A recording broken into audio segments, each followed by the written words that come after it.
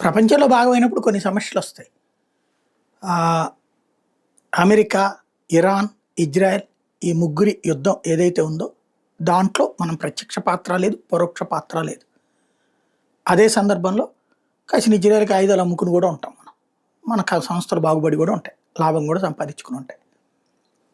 ఇప్పుడు ప్రభుత్వం పరంగా దేశానికొచ్చేటప్పటికి ఒక కొత్త కష్టం, నష్టం. అనేక విమానాలు, పౌర విమానాలు పంపించి మనోళ్ళని ఇరాన్ నుంచి పట్టుకొచ్చారు, ఇజ్రాయెల్ నుంచి పట్టుకొచ్చారు.